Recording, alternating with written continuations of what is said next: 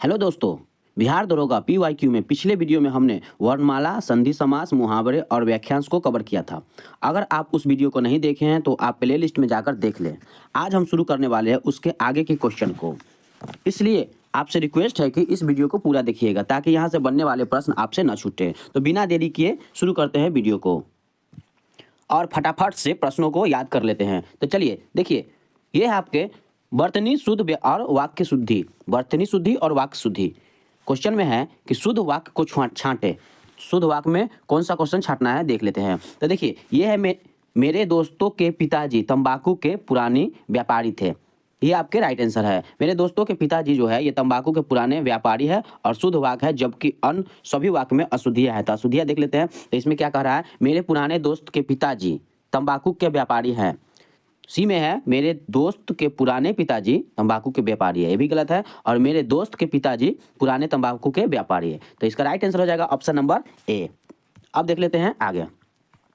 अगला क्वेश्चन है, फुर्तीला की सही वर्तनी क्या है। तो फुर्तीला हो जाएगा ये आपके सही वर्तनी, ऑप्शन नंबर सी देख लीजिए।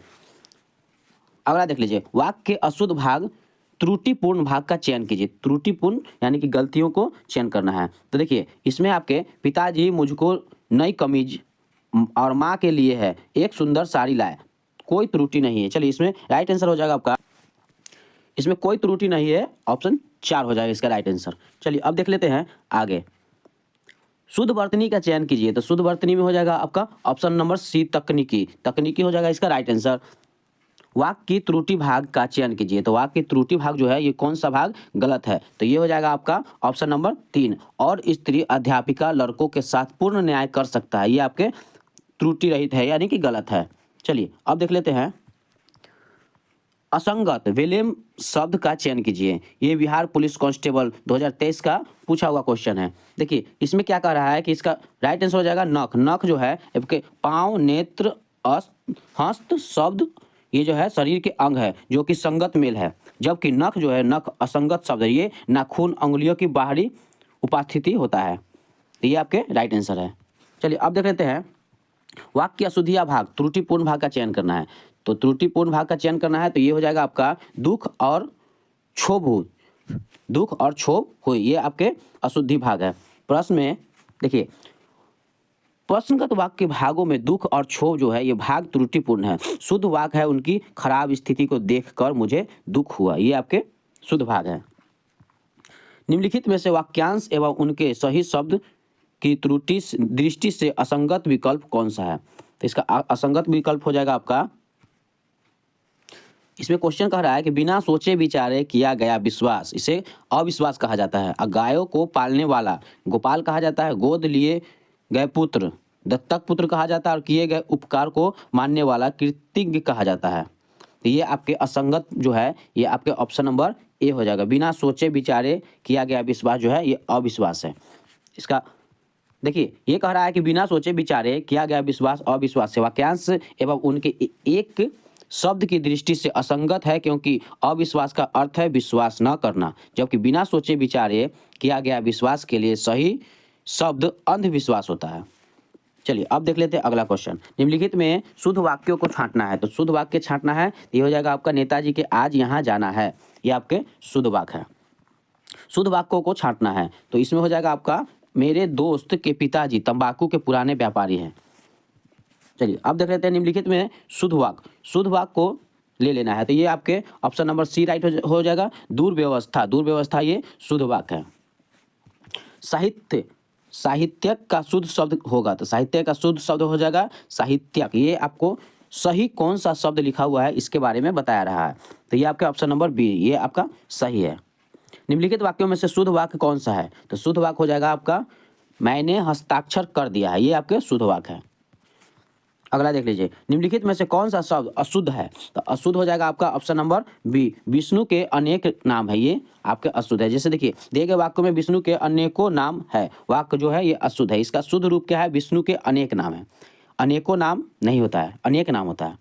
चलिए अब देख लेते हैं। निम्नलिखित में से शुद्ध चयन का शब्द का चयन करना है। तो शुद्ध चयन का शब्द करना है तो ये आपके ऑप्शन नंबर बी हो जाएगा, वैमनस्य, ये आपके शुद्ध है। निम्नलिखित में से वर्तनी की दृष्टि से सही शब्द क्या है। तो सही शब्द हो जाएगा आपका, देखिए ये कह रहा है कि प्रणाम, प्रणाम है, शब्द प्रणाम है, और दूसरा है पृथक, तीसरा है परागण, और दिए गए शब्द को शुद्ध शब्द परिणति है। तो इसका राइट आंसर हो जाएगा परिणति। ऑप्शन नंबर इसका डी राइट आंसर हो जाएगा। यानी कि प्रणाम जो है, प्रणाम इसका शुद्ध शब्द इस तरह से लिखा जाता है, आप देख सकते हैं। और पृथक, पृथक जो है ये आपका पृथक होता है, पृथक नहीं होता है। और परागण, परागण में प्रांगण होता है, ठीक है। ये इसलिए आपका अभी शुद्ध शब्द जो है ऑप्शन नंबर डी परिणति जो है ये शुद्ध है। चलिए अब आगे देखते हैं, निम्नलिखित में से वर्तनी की दृष्टि से सही शब्द होगा, तो वर्तनी की दृष्टि से कौन सा सही है, तो ये आपके वयस्क, option number B right answer हो जाएगा। देखिए शमशान, शमशान जो है ये आपका शमशान इस तरह नहीं, ये शुद्ध है, शमशान लिखा जाता है। और श्राप जो है ये आपका श्राप भी इस तरह से नहीं लिखा जाता, ये आपके श्राप सही है। और पार्श्विक, पार्श्विक जो है ये आपके पार्श्विक होता है, पार्श्विक, तो इसका राइट आंसर हो जाएगा ऑप्शन नंबर बी।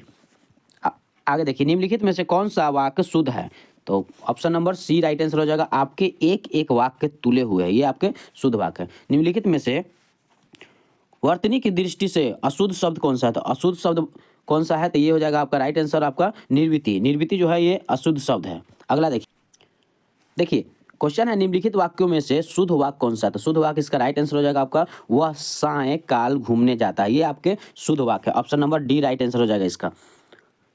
इनमें से किस समूह में सभी शब्द शुद्ध लिखा गया है, तो सभी शब्द शुद्ध लिखा गया है, तो इसका राइट आंसर हो जाएगा, देख लीजिए।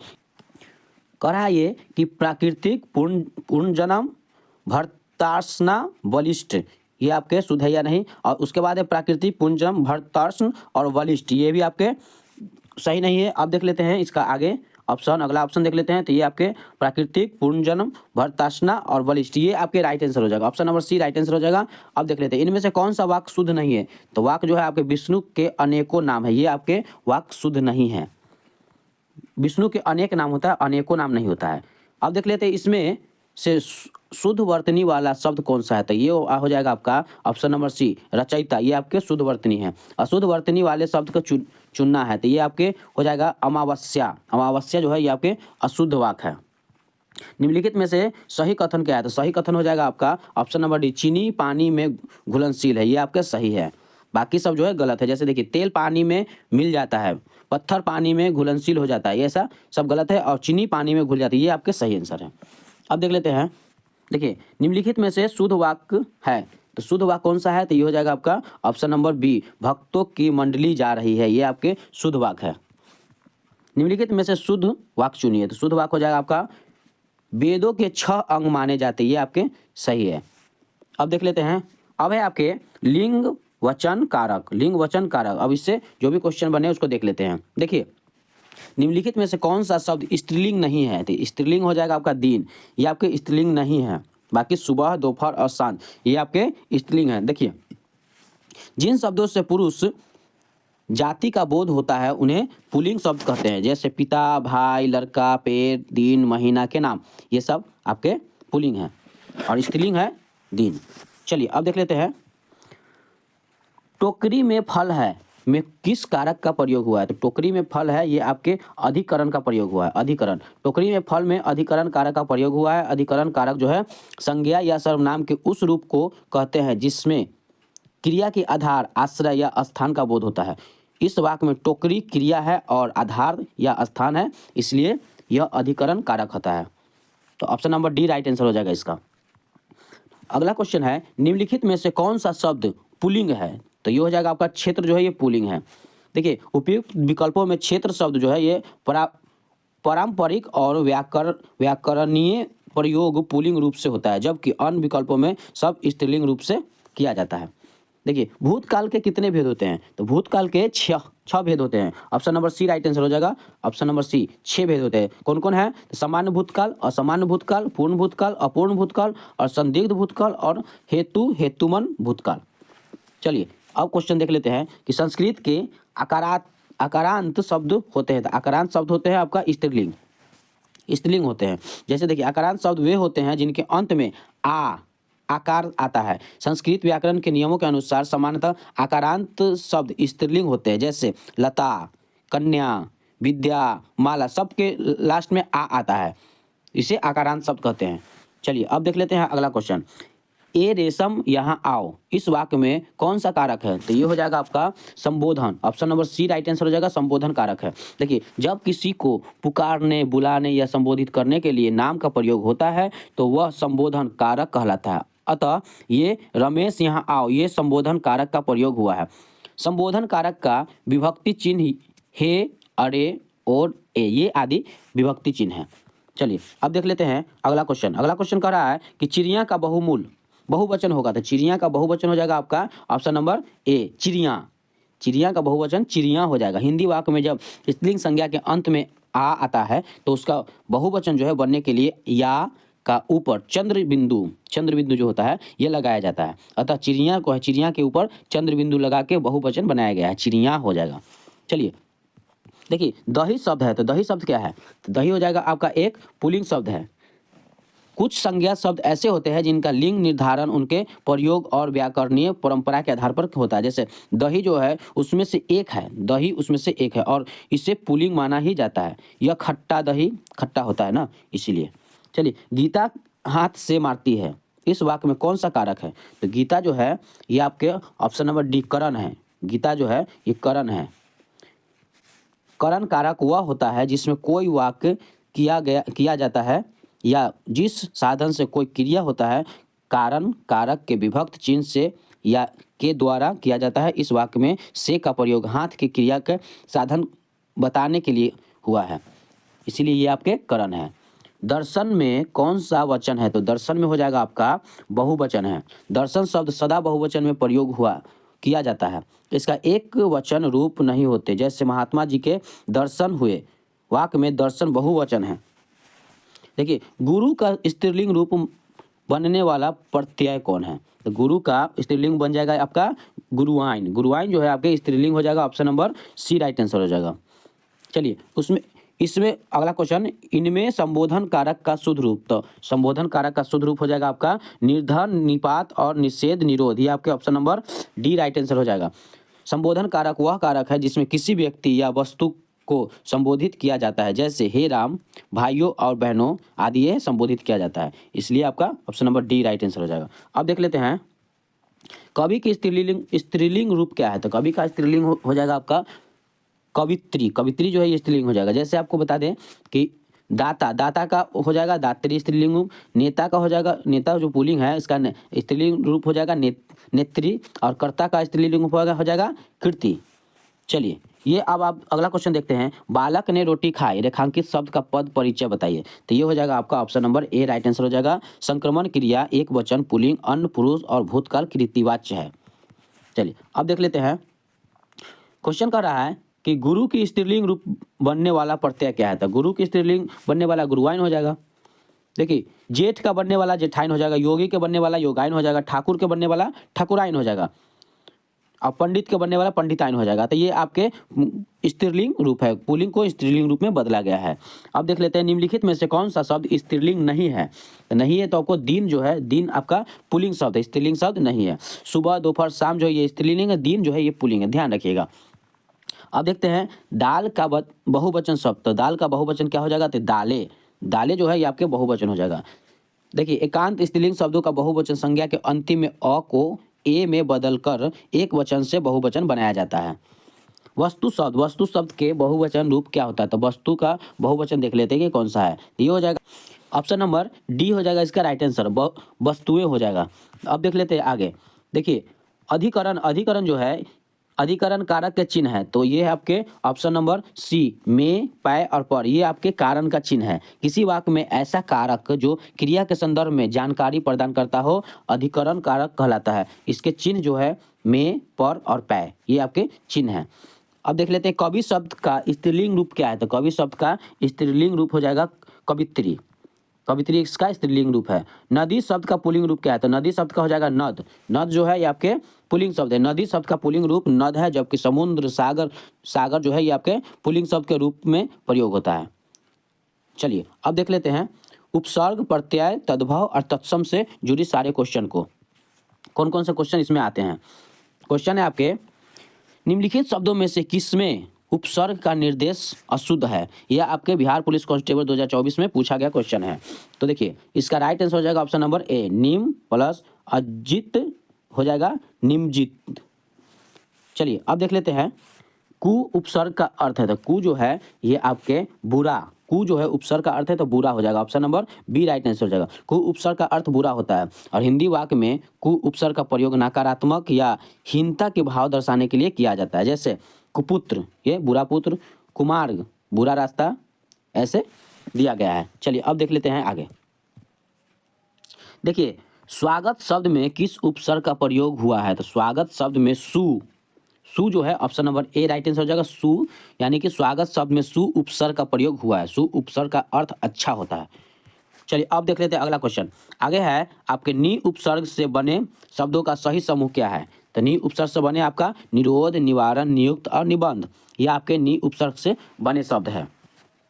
नि उपसर्ग से बने शब्द का समूह जो होता है निरोध, निवारण, नियुक्त, निबंध है। यह शब्दांश जो है किसी शब्द के पहले आकर उसका विशेष अर्थ प्रकट करता है, ये उपसर्ग कहलाता है। और नि जो है, नि आपका उपसर्ग से बनने वाला अन्य शब्द है, जैसे निध्रस्त, निराकार, निकेतन, नियमित और नियसम, ये आदि आपके उपसर्ग है।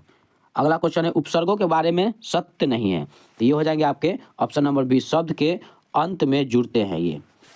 अब आगे देखते हैं। क्वेश्चन है आपके निम्नलिखित में से तद्भव शब्द का चयन कीजिए। तो तद्भव जो है ये आपके अंडी, option number D right answer हो जाएगा अंडी। इसमें आपका तद्भव शब्द अनाज, अनाज का तत्सम हो जाएगा अन्न, और आंत का तत्सम हो जाएगा आंत। अंगूठा तद्भव है और तत्सम हो जाएगा आपका अंगुष्ठ। ये आपके तद्भव और तत्सम में जुड़ी क्वेश्चन दिया। चलिए अब देख लेते हैं संज्ञा शब्द जहर में ईला प्रत्यय जोड़ने में कौन सा विशेषण बनेगा? तो ये हो जाएगा आपका ऑप्शन नंबर सी, जहरीला। अगर संज्ञा शब्द है जहर, इसमें ईला शब्द जोड़ लेंगे तो हो जाएगा आपका जहरीला। जैसे संज्ञा शब्द जहर में ईला जोड़ने पर जहरीला हो जाता है। यह आपके प्रत्यय शब्द होते हैं जो किसी शब्द के बाद में प्रयुक्त होकर अपना जो है अर्थ परिवर्तित कर लेता है। चलिए अब देखते हैं उद्धतन शब्द किसका तत्सम है? तो उद्धतन हो जाएगा आपका ऑप्शन नंबर डी, उटवन, उबटन। उबटन जो है ये आपका राइट आंसर हो जाएगा। जैसे देखिए हल्दी का तत्सम शब्द हो जाएगा हरिद्रा, और काजल का कज्जल, और मेहंदी का मेहंदीगा, और उबटन का उद्धतन, ये आपके तत्व शब्द से तत्सम शब्द में परिवर्तित हो रहा है। चलिए अब देख लेते हैं अगला क्वेश्चन। देखिए क्वेश्चन है आपके निम्नलिखित में से तद्भव शब्द का चयन कीजिए। तो तद्भव शब्द कौन सा है? तो ये आपके दिड्ढी, option number D right answer हो जाएगा दिट्ठी। देखिए तत्सम और तद्भव से जुड़ी क्वेश्चन, तो दृष्टि को दिट्ठी हो जाएगा, दधी को दही हो जाएगा, द्रोण को दोना हो जाएगा, और दीपक को दिया हो जाएगा। चलिए अब देख लेते हैं कौन सा शब्द तत्सम है। तो तत्सम में कौन सा शब्द हो जाएगा? तो ऑप्शन नंबर बी, मत्स्य। मत्स्य जो है ये आपके तत्सम शब्द हो जाएगा। तत्सम में मत्स्य को मछली, तद्भव में मछली में बदलता है। मयूर तत्सम है, और मोर जो है तद्भव है। मच्छिका तत्सम है, और मक्खी तद्भव है, और मिष्ट ये आपका तत्सम है, और मीठा तद्भव है।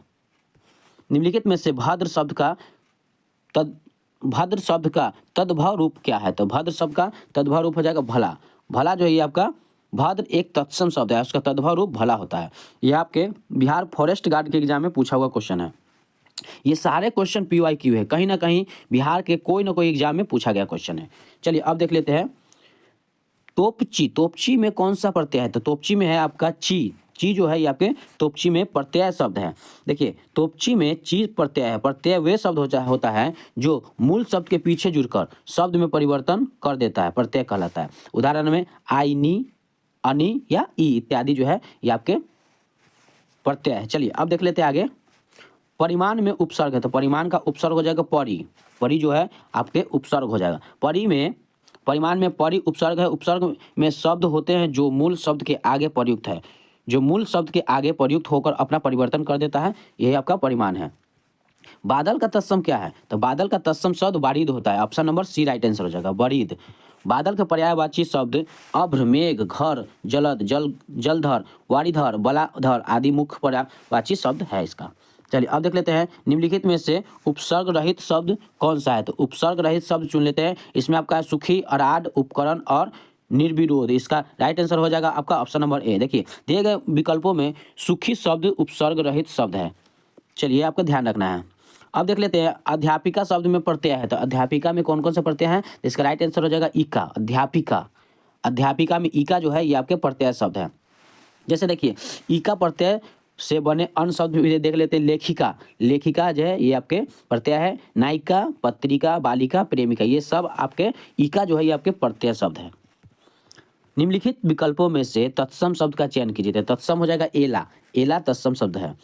इसका तत्भव शब्द हो जाएगा इलायची, इलायची है। जबकि घर के तत्सम गृह, बादल का तत्सम बरीद, गुलाब का तत्सम गुलाब का एक प्रकार के फूल के नाम है, ये आपके फारसी शब्द है।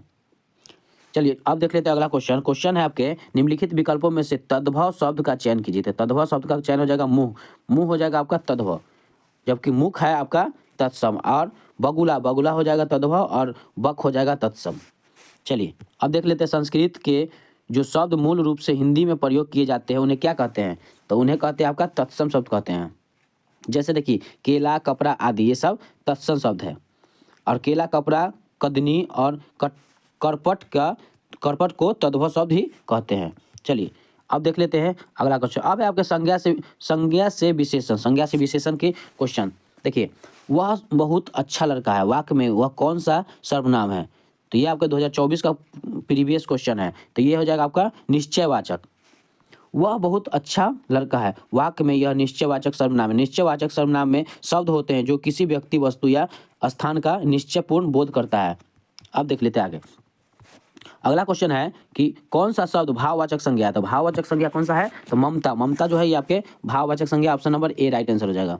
ममता एक भाववाचक संज्ञा है जो स्नेह, प्रेम और वात्सल्य के भाव को दर्शाती है। यह एक ऐसा भावात्मक अनुभव है जिससे महसूस किया जा सकता है, लेकिन इसे भौतिक रूप से छुआ नहीं जा सकता। ममता का भाव किसी के प्रति गहरी आत्मीयता और परंपरा को व्यक्त करता है। अब देख लेते हैं क्वेश्चन। निम्नलिखित में से कौन सा एक वाक्य में क्रिया भक्षण करने का अर्थ का प्रयुक्त है, तो ये आपके हो जाएगा option number D. Option number D हो जाएगा वह आम खाता है, वह आम खाता है। Option number D right answer हो जाएगा। क्वेश्चन है वह घर मेरा है और वह तुम्हारा। रेखांकित शब्द क्या है, तो रेखांकित शब्द हो जाएगा आपका सर्वनामिक विशेषण। शब्द जो है सर्वनामिक विशेषण है। जैसे देखिए वह घर मेरा है और वह तुम्हारा में रेखांकित शब्द कौन सा है, तो सर्वनामिक विशेषण है। और सर्वनामिक विशेषण वे सर्वनाम होते हैं जो संज्ञा से पहले प्रयुक्त होकर अपनी विशेषता बताते हैं। इसे वह शब्द घर की ओर संकेत करके विशेषता बता रहा है।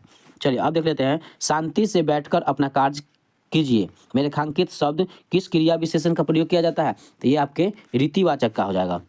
देखिए शांति से बैठकर अपना कार्य कीजिए, ये रीतिवाचक विशेषण का प्रयुक्त होता है। इस प्रकार के विशेषण में क्रिया के होने की विधि या तरीके का बोध करते हैं।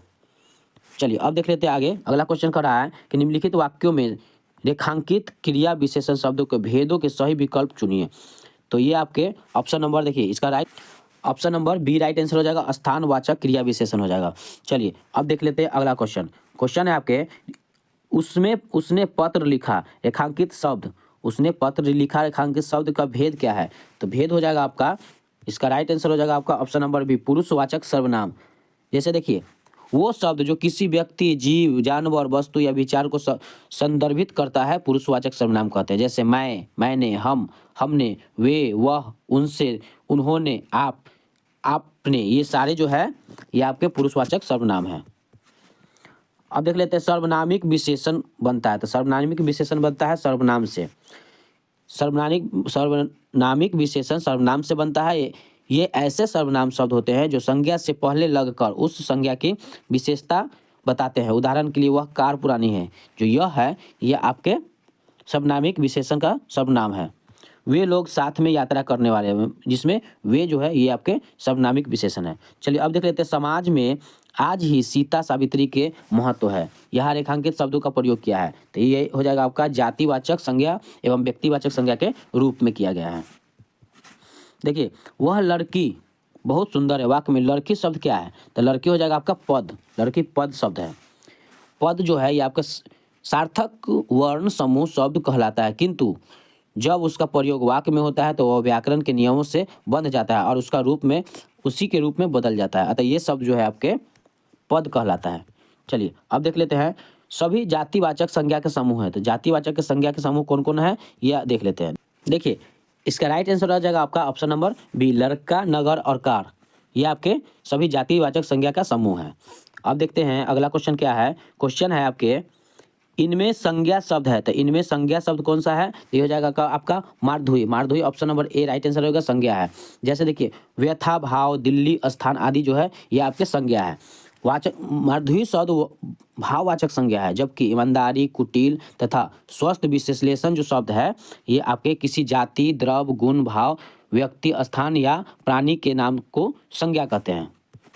अब देख लेते हैं पूर्वकालीन क्रिया का उदाहरण क्या है। तो पूर्वकालीन क्रिया का उदाहरण हो जाएगा आपका option number B right answer हो जाएगा, पिताजी चाय पीकर दफ्तर चले गए। ये आपके पूर्वकालीन क्रिया का विशेषता है।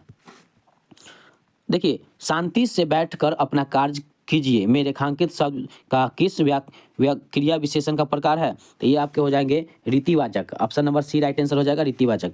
शांति से बैठकर अपना कार्य कीजिए में रेखांकित शब्द रीतिवाचक क्रिया विशेषण का प्रकार है। इस क्रिया विशेषण की संख्या गुणवाचक विशेषण की तरह बहुत अधिक है। ऐसे क्रिया विशेषण अर्थ में आते हैं और ऐसे जैसे देखिए प्रकार, ऐसे वैसे या धीरे, ये आपके प्रकार है। निश्चय, निश्चय हो जाएगा अवश्य, निसंदेह, बेशक और जरूर, ये आपके निश्चय में आ जाता है। अनिश्चय में आ जाएगा शायद, सभा संभव और स्वीकार। स्वीकार जो है ये आपके हाँ, ठीक, जी, ठीक, ये सब स्वीकार में आता है। कारण जो है कारण संज्ञा क्यों और इसलिए, इसमें कारण है। और निषेध, निषेध में न, नहीं, मत, ये सारे। और अब कारण में हो जाएगा तो, ही, भी और भात्र तक, ये आपके सारे संज्ञा है। अब देख लेते हैं वह मेरा घर, वह जो है यह घर मेरा है और तुम, वह तुम्हारा रेखांकित शब्द क्या है? इसमें हो जाएगा आपका सर्वनाम विश्लेषण। वह मेरा घर है और वह तुम्हारा रेखांकित शब्द में जो है ना सर्वनाम विशेषण का अंतर्गत है। ये पुरुषवाचक और निजवाचक सर्वनाम में है। जैसे मैं, तू, वह के सिवा अन्य सर्वनाम जब किसी संज्ञा के पहले आते हैं तब वे सर्वनाम विशेषण कहलाते हैं। जैसे वह नौकर नहीं आया, यह घोड़ा अच्छा है, यहाँ नौकर और घोड़ा है, ये सारे के सारे जो है सर्वनाम हैं। चलिए अब देख लेते हैं अगला क्वेश्चन। क्वेश्चन कह रहा है, देखिए क्वेश्चन कह रहा है कि अग्नि का विशेषण शब्द, अग्नि का विशेषण शब्द कौन सा है? तो अग्नि का विशेषण शब्द हो जाएगा आपका ऑप्शन नंबर ए, अग्नेय। अग्नेय, अग्नि का विशेषण शब्द अग्नेय। अग्नेय का विशेषण अग्नि का विशेषण अग्नेय है। विशेषण संज्ञा व सर्वनाम के रूप, गुण, संख्या, मात्रा और परिणाम आदि का विशेषता बताता है। अब देख लेते हैं संस्कृति। संस्कृति शब्द का विशेषण क्या है? तो संस्कृति शब्द का विशेषण हो जाएगा आपका सांस्कृतिक। सांस्कृतिक जो है ये आपके विशेषण हो जाएगा। ये आपके भाववाचक संज्ञा है। संस्कृति जो है यह भाववाचक संज्ञा है, इसका विशेषण शब्द सांस्कृतिक होगा। और चाचा संज्ञा में विशेषण शब्द कौन सा बनेगा? तो चाचा संज्ञा में विशेषण शब्द बनेगा चचेरा। निम्नलिखित में से कर्मवाच्य वाक्य का चयन कीजिए। तो ये हो जाएगा आपका option number B right answer हो जाएगा, ईश्वर द्वारा हमारी रक्षा की जाती है। निम्नलिखित शब्दों में से कौन सा शब्द क्रिया विशेषण है? तो क्रिया विशेषण हो जाएगा आपका ऑप्शन नंबर सी, धीरे धीरे। धीरे धीरे शब्द जो है ये आपके क्रिया विशेषण है। क्रिया विशेषण उन शब्द को कहते हैं जो क्रिया विशेषण अथवा किसी विशेषण स्वरूप शब्दों की विशेषता बताता है, उसे क्रिया विशेषण कहते हैं। देखिए राम जो है, राम खेल रहा है, इस वाक्य में क्रिया कौन सा है? तो राम खेल रहा है, ये हो जाएगा, ये सकर्मक क्रिया है। ऑप्शन नंबर ए सकर्मक, ये राम खेल रहा है सकर्मक क्रिया है। ऑप्शन देख लेते हैं इसका। तो राम जो है ये खेल रहा है, इस वाक्य में सकर्मक क्रिया है, क्योंकि इस क्रिया में कर्म का होना जरूरी नहीं। इस क्रिया का असर कर्ता पर न पड़कर कर्म पे पड़ता है। जैसे देखिए रमेश पानी पीता है, इसमें पीता जो है ये क्रिया का फल कर्ता पर न पड़कर कर्म पानी पर पड़ रहा है। चलिए अब देख लेते हैं। क्वेश्चन है, इस गन्ने में मिठास नहीं है, इस गन्ने में मिठास नहीं, इस वाक्य में भाववाचक संज्ञा क्या है? तो ये हो जाएगा आपका मिठास। Option number C right answer हो जाएगा, मिठास। इस गन्ने में मिठास नहीं, इस भाव में मिठास जो है ये आपके भाववाचक संज्ञा है। जिस संज्ञा से किसी व्यक्ति या वस्तु का गुण, धर्म, दोष, शील, स्वभाव, अवस्था, भाव आदि का बोध होता है, जैसे लंबाई, मोटाई, यौवन, बुढ़ापा और मानवता, ये सारे भाववाचक संज्ञा है। अब देख लेते हैं निम्नलिखित में से निश्चित परिणामवाचक विशेषण का उदाहरण है। तो ये आपके 2 किलो घी, option number D right answer हो जाएगा निश्चित परिणाम के लिए।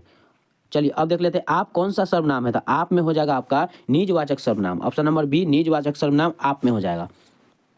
निजवाचक सर्वनाम जो है हिंदी व्याकरण जिसमें सर्वनाम की काफी महत्व रहता है, निजवाचक सर्वनाम कहलाता है। उन शब्दों में उन शब्दों में होता है जिन शब्दों में काम करने वाले व्यक्ति के साथ अपनापन प्रकट होता है। उन शब्दों में आप, स्वयं, खुद, अपना, हमारा इत्यादि आते हैं। चलिए, कौन सा समूहवाचक संज्ञा नहीं है? तो समूहवाचक संज्ञा कौन सा नहीं है? तो ये हो जाएगा आपका ऑप्शन नंबर सी, झरना। झरना जो है ये आपके समूहवाचक नहीं है। समूहवाचक वह शब्द जिनसे किसी वस्तु या व्यक्ति के समूह या समुदाय के होने का बोध होता है, जिन्हें समूहवाचक कहते हैं। जैसे देखिए, वर्ग, कोई भी वर्ग होता है। जैसे उस वर्ग में बच्चे बहुत सारे हैं, तो वर्ग क्लास के लिए बहुत सारा समूह में है। सेना, सेना ही आपका एक सेना नहीं होगा, बहुत सारे सेना होगा। सभा, कहीं भी सभा लगा हुआ है तो वहाँ एक व्यक्ति का बोध नहीं हो रहा है, बहुत सारे व्यक्ति का बोध हो रहा है। इसी तरह झरना जो है, झरना आपका समूहवाचक में नहीं आता है। जैसे देखिए, झुंड, झुंड, मेला, परिवार, दल, सेना, कक्षा, सभा, मेला, भीड़, टुकड़ी, पुस्तकालय, ये सब आपके सभा में समूहवाचक में आता है।